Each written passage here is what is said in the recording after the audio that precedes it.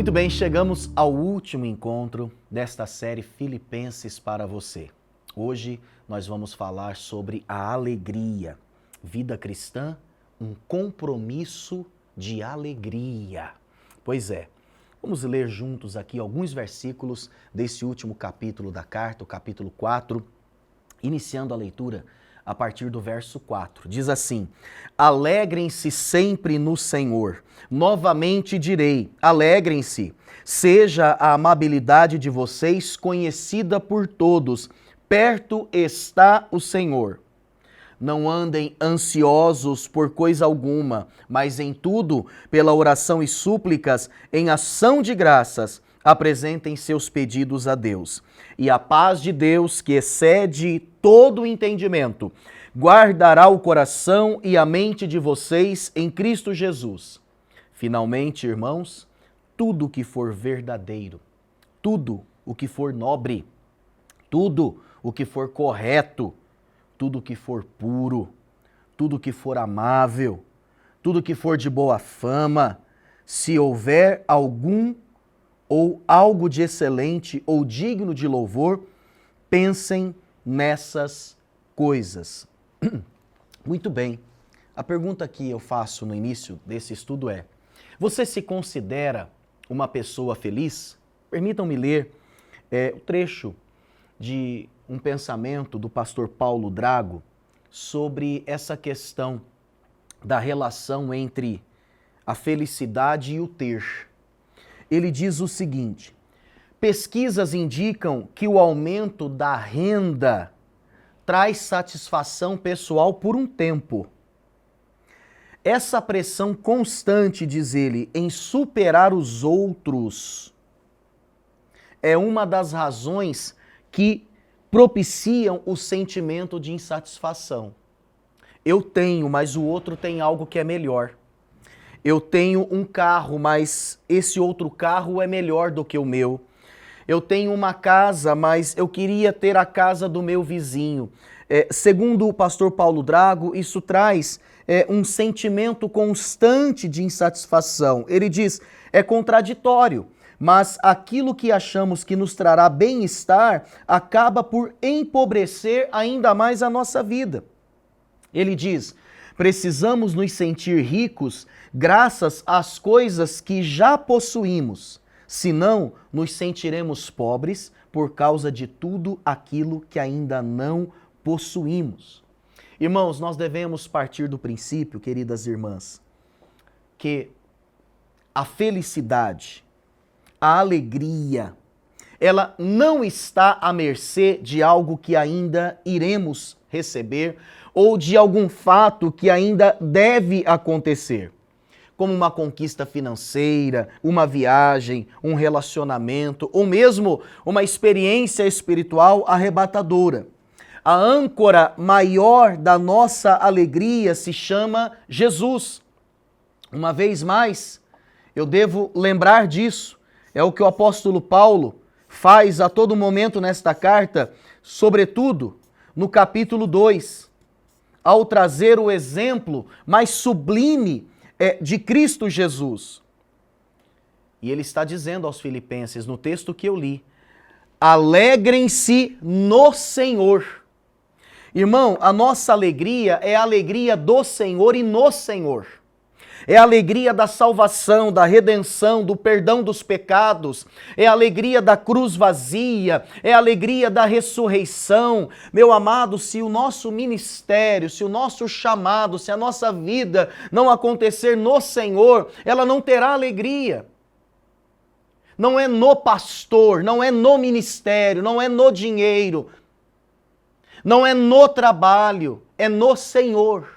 E a partir dele, tendo ele como alvo e base, é que as coisas acontecem da forma que irão glorificá-lo e que também irão edificar a nossa vida e garantir a alegria. A vida cristã é um comprometimento com a alegria.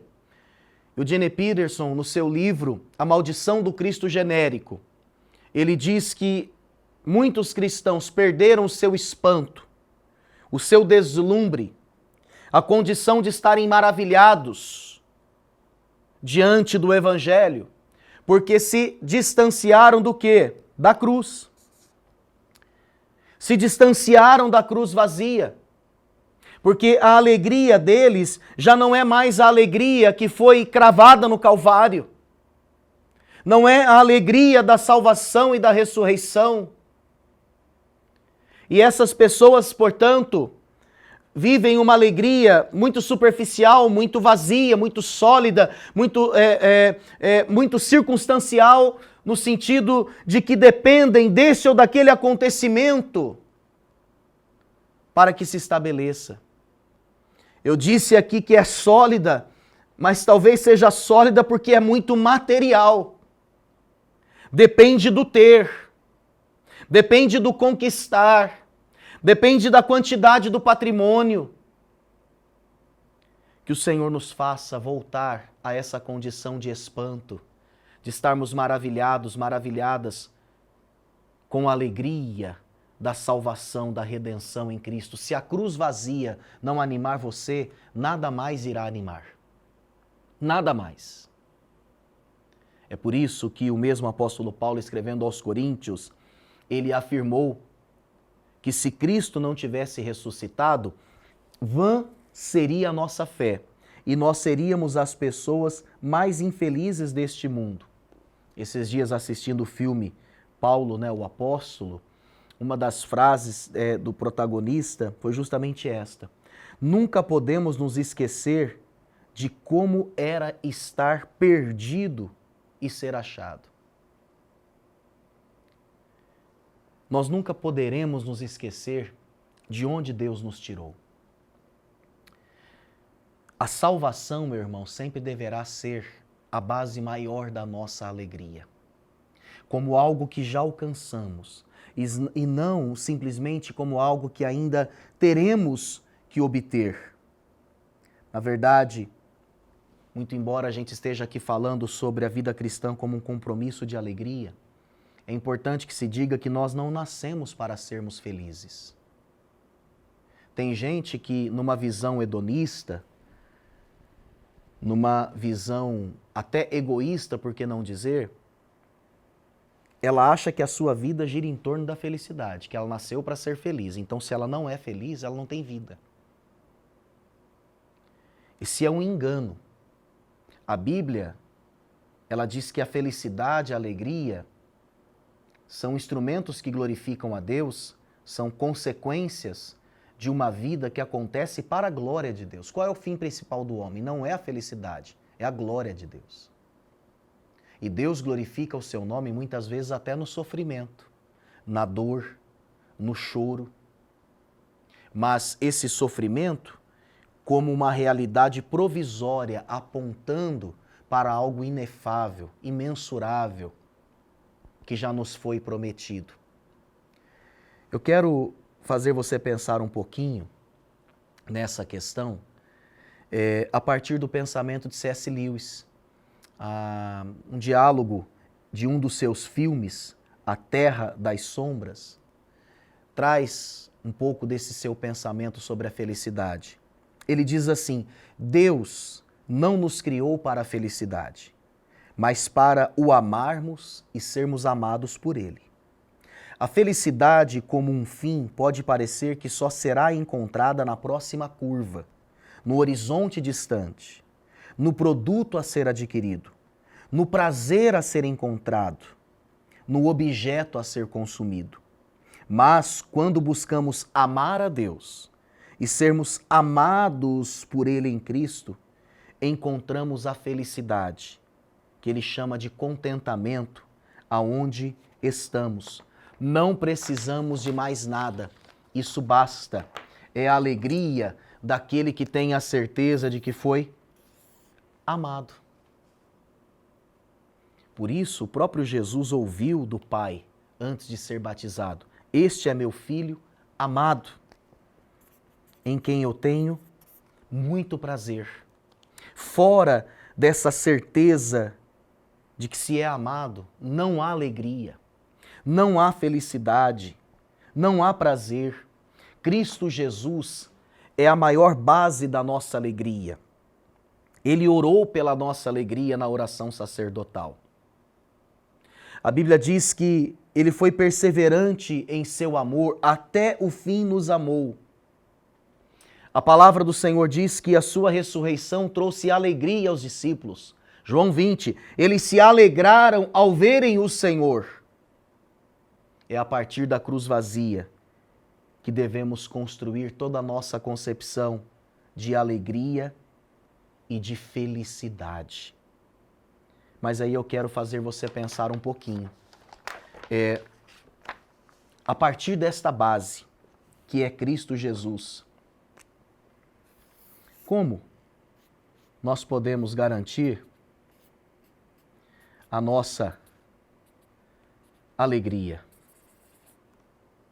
Essa carinha que ficou uma alegria assim, meio de um jovem assim, meio espertão, né? Mas não deixa de ser uma carinha de alegria. Como nós podemos garantir essa alegria, tendo como base Cristo Jesus? Algumas atitudes que com certeza serão alimento, serão combustível para essa alegria.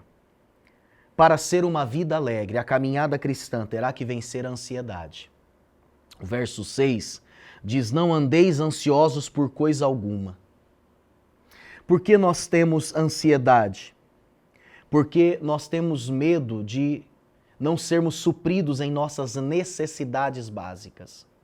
A ansiedade, ela está muito ligada às necessidades, mas Paulo afirma no verso 19: e o meu Deus suprirá todas as necessidades de vocês de acordo com as suas gloriosas riquezas em Cristo Jesus. Quando você dorme sabendo que a sua necessidade ela está suprida, ainda que uma urgência esteja batendo à sua porta, quando você acorda com essa certeza, ainda que você não tenha todos os recursos em mãos, você consegue garantir alegria, ainda no meio das circunstâncias mais difíceis. É importante pensarmos que, para ser uma vida alegre, a caminhada cristã ela deverá conhecer muito mais o ambiente do secreto do que as vias sociais.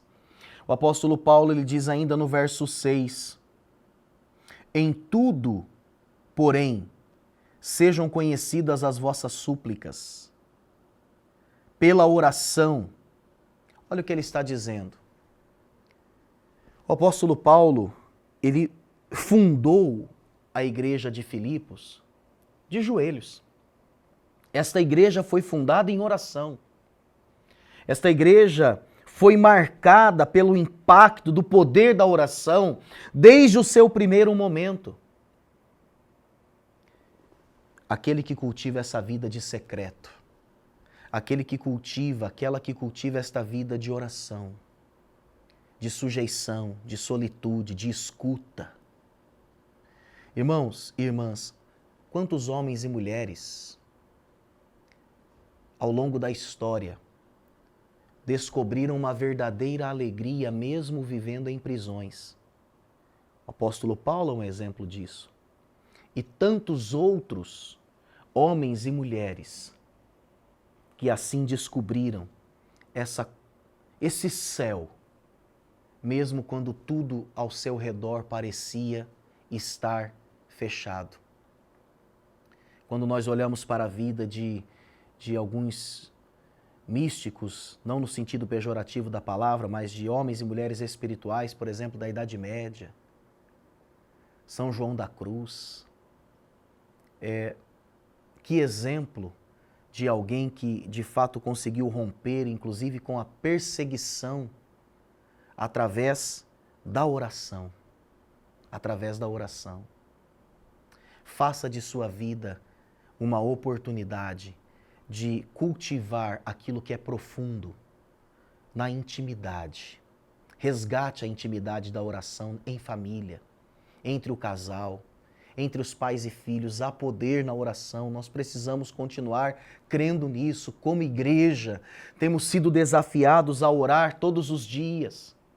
Meu irmão, entenda que a alegria, ela não é fundamentada nas imagens, nas fotos, nas selfies, nas cenas que nós retratamos nas redes sociais.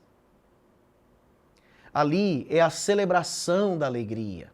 Ali pode ser uma consequência, um momento. É a cereja do bolo, mas essa verdadeira alegria, ela é vivida dentro das nossas casas, no lugar da nossa intimidade. E se não for vivida ali, não será em nenhum outro lugar verdadeiramente. Mas precisamos entender que para ser uma vida alegre, a caminhada cristã deverá desfrutar da paz. Só a paz interior poderá gerar um clima organizacional de paz. A paz no ambiente, ela é o reflexo da paz do coração de um homem. Paulo, ele está falando de uma paz que excede o entendimento. É a paz que vem do trono de Deus e que se sobrepõe às circunstâncias. Essa paz, ela não é reativa. Algumas pessoas têm paz momentaneamente quando olham para a sua conta bancária, se bem que a maioria que tem muito dinheiro vive um verdadeiro inferno com medo de perder toda aquela posse. Nós estamos falando de uma paz que ela pressupõe, ela é a base para circunstâncias favoráveis ou não. Ela acontece independente daquilo que se dá ao nosso redor. O apóstolo Paulo, ele trabalha o tema da alegria juntamente com a paz. A fé em Cristo, com certeza, nos fará crer e descansar, mesmo que a gente não esteja entendendo. Mas, para ser uma vida alegre, a caminhada cristã deverá levar o fiel, o crente, o cristão, a dominar os seus pensamentos. O verso 8 diz: finalmente, irmãos, tudo que for verdadeiro, tudo que for nobre, tudo que for correto, tudo que for puro, tudo que for amável, aquilo que nós pensamos, de alguma forma nos define. O pensamento de um homem pode levantá-lo ou pode derrubá-lo. Pode alegrar o seu coração ou pode entristecê-lo. Entenda isso, meu irmão, minha irmã, que nós, pense que isso aqui é um crânio, e esse crânio, ele deve ser iluminado. Esse crânio, ele deve conter a luz de Cristo. Os nossos pensamentos, eles podem iluminar ou trazer trevas. Quando nós pensamos na nossa vida e pensamos a partir daquilo que somos em Cristo, nós então pensamos corretamente, mas quando pensamos na nossa vida e nos definimos a partir da opinião dos outros ou das circunstâncias, então com certeza nós descaímos em nosso ânimo. A palavra do Senhor nos diz em Provérbios 23:7, porque como imagina em sua alma, assim ele é. Ele te diz, come e bebe, mas o seu coração não está contigo. O homem, ele é tal qual imagina em sua alma. Que o Espírito Santo domine os nossos pensamentos para que esses pensamentos gerem alegria. Eu vivi uma fase de síndrome do pânico, quando eu não conseguia dominar os meus pensamentos. E naquele momento de surto, a única coisa que eu podia fazer era esperar aqueles pensamentos terríveis passarem. E eles passavam como uma enxurrada que passava levando todo o lixo. Se essa é a sua realidade, que o Espírito Santo te traga um equilíbrio mental e emocional. E eu quero terminar essa palavra dizendo que, para ser uma vida cristã alegre, a caminhada cristã deverá se ocupar de causas nobres. A carta aos Filipenses, ela é conhecida como a carta das causas excelentes, das preocupações excelentes. No capítulo 1, verso 10, Paulo diz que eles aprovavam as coisas excelentes. No original grego, aquilo que não podia ser ofuscado, nem mesmo pela luz do sol. Não era uma igreja presa às picuinhas. Não era uma igreja presa às futilidades. Não era uma igreja que perdia o seu tempo com questões periféricas. Esta igreja, ela estava engajada, ela estava envolvida em questões nobres. Paulo fala tudo aquilo que é nobre. E agora, ao finalizar a sua carta, ele celebra, ele agradece a Deus pela vida daqueles irmãos, porque eles estavam envolvidos na causa do Evangelho e no suprimento dos mais necessitados, não porque fosse uma igreja rica financeiramente, mas era uma igreja rica na sua visão. E quando nós temos uma riqueza de visão, os recursos eles vêm. A pobreza da visão, ela relega a vida a uma mediocridade, ainda que a conta bancária esteja cheia. Irmãos, que a alegria ela seja a marca registrada da nossa vida. Eu quero terminar encorajando você a assistir uma pregação do pastor Hernandes Dias Lopes, que tem o seguinte título: Os Ladrões da Alegria. E ele diz nesta pregação que temos alguns ladrões que de fato tentam roubar a nossa alegria. Ele fala do ladrão das coisas. Nós iniciamos esse estudo dizendo como o ter pode ser enganoso. Ele fala do ladrão das circunstâncias, como as pessoas se esgotam nelas. Ele fala das pessoas. Tem pessoas que vêm para roubar a alegria, inclusive aqueles que tentam roubar o nosso tempo. E ele fala do ladrão da ansiedade. Que o Senhor Jesus possa fortalecer você e que a alegria do Senhor seja a sua força e que seja uma marca do seu olhar, da sua postura, da sua fala, do seu comportamento, independente das circunstâncias pelas quais você esteja passando. A vida cristã é um compromisso com a alegria. Que o Espírito Santo renove dentro de nós a alegria da cruz vazia, da salvação. Deus abençoe e até a próxima série, se Ele assim nos permitir. Tchau, tchau.